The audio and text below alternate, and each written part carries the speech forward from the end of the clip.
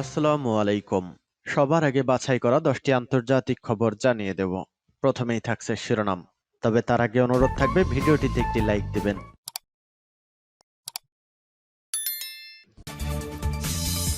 দখলদার ইসরায়েলি বাহিনী এবং ফিলিস্তিন পুরোদমে যুদ্ধ চলছে, জানিয়ে দেব হাতে থাকা সর্বশেষ আপডেট আন্তর্জাতিক সংবাদ। প্রথমেই সংবাদ শিরোনাম। প্রথমেই জানিয়ে দেব ইসরায়েল মিশর সম্পর্কে ফাটল, রাষ্ট্রদূত প্রত্যাহারের হুমকি।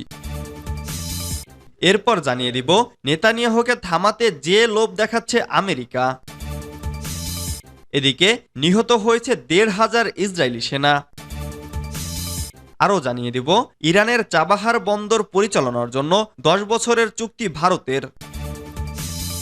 সর্বশেষ জানিয়ে দেব যুক্তরাষ্ট্রের হুঁশিয়ারি সত্ত্বেও গাজায় চলছে প্রচণ্ড লড়াই। এতক্ষণ শুনছিলেন সংবাদ শিরোনাম, এবারে বিস্তারিত।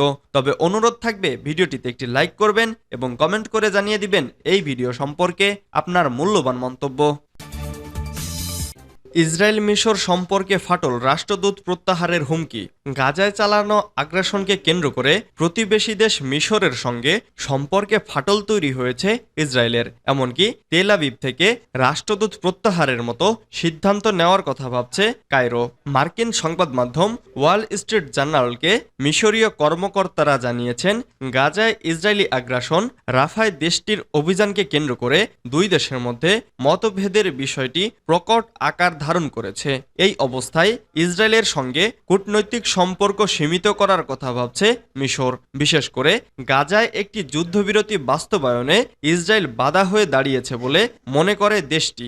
মিশরের রাষ্ট্রীয় সংবাদ মাধ্যম আল কাহেরা নিউজ শনিবার এক প্রতিবেদনে জানিয়েছে, রাফাতে ইসরায়েলের অগ্রহণযোগ্য উত্তেজনা বৃদ্ধির কারণে ত্রাণ নিয়ে মিশর তাদের সঙ্গে কাজ করবেন না।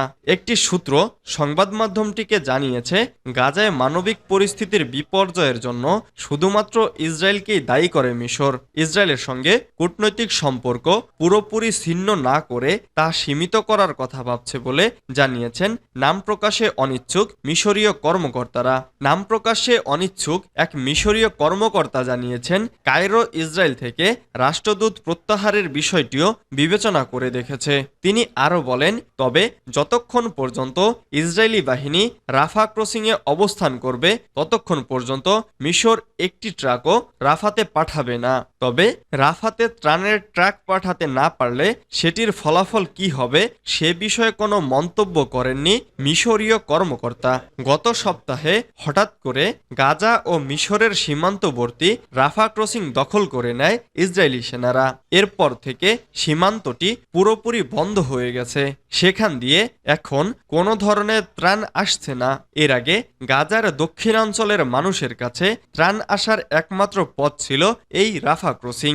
এছাড়া গাজা থেকে উন্নত চিকিৎসার জন্য মিশর যাওয়ার একমাত্র রাস্তাও ছিল এটি।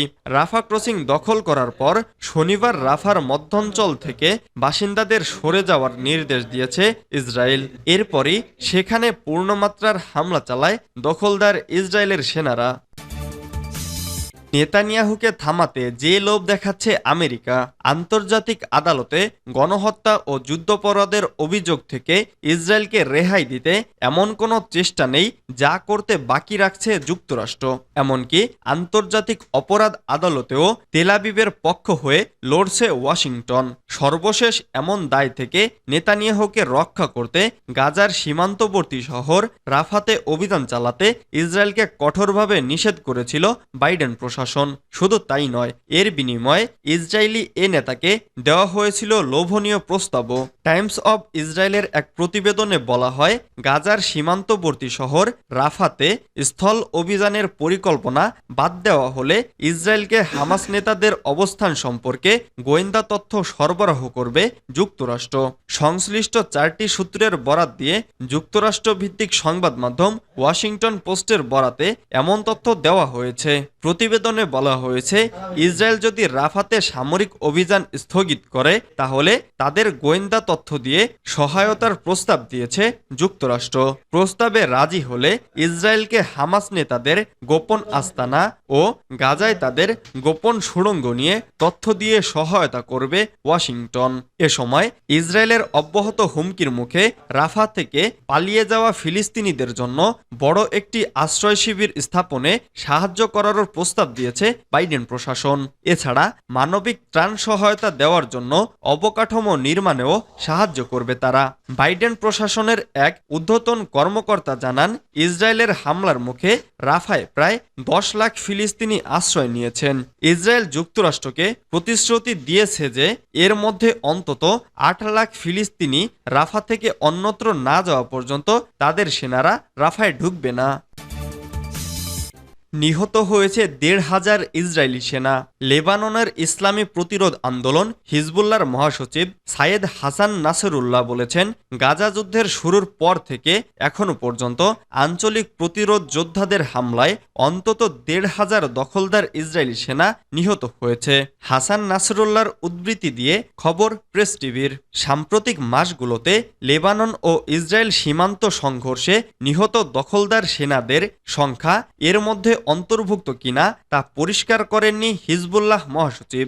গতকাল সোমবার হিজবুল্লাহর সিনিয়র কমান্ডার মোস্তফা বদরুদ্দিনের শাহাদাত বার্ষিকী উপলক্ষে দেওয়া ভাষণে এ তথ্য প্রকাশ করেন হাসান নাসরুল্লাহ। 2016 সালে সিরিয়ার রাজধানী দামেস্কে ইহুদিবাদী ইসরায়েলের হামলায় শহীদ হন মোস্তফা বদরুদ্দিন।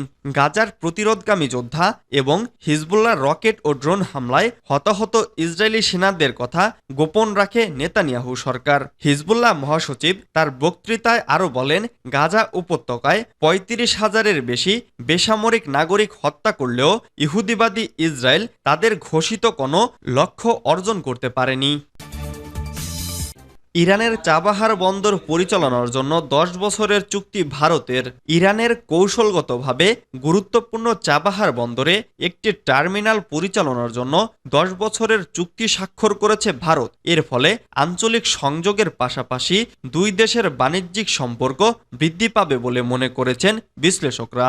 সোমবার দুই দেশের মধ্যে চুক্তিটি স্বাক্ষরিত হয় বলে জানিয়েছে প্রেস ট্রাস্ট ইন্ডিয়া।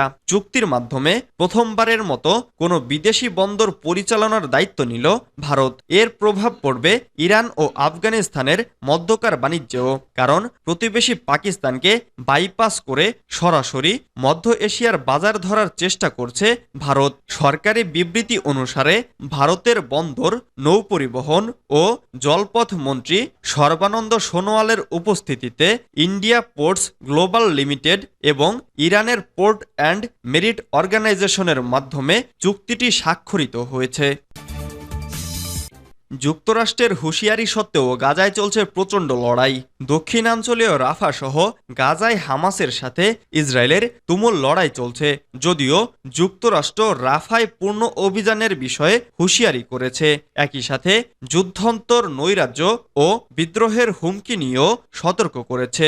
তা সত্ত্বেও গাজার উত্তরাঞ্চল ও মধ্যাঞ্চলে হামাসের সাথে ইসরায়েলের সংঘর্ষের খবর পাওয়া গেছে। পূর্ব রাফায় হেলিকপ্টার থেকে হামলা ও ভারী গোলা নিক্ষেপ করা হয়েছে। একই সাথে গাজার উত্তরাঞ্চলীয় জাপালিয়া শরণার্থী ক্যাম্প এবং গাজা নগরীর জৈতুন এলাকায় লড়াই চলছে। ঘনিষ্ঠ মিত্র যুক্তরাষ্ট্র সহ বিশ্বের কয়েকটি দেশের আহ্বান উপেক্ষা করে ইসরায়েল রাফায় স্থল হামলার প্রস্তুতি নিয়ে এগিয়ে যাচ্ছে। গত সপ্তাহে দেশটির পূর্ব রাফায় ট্যাঙ্ক ও সৈন্য পাঠিয়েছে।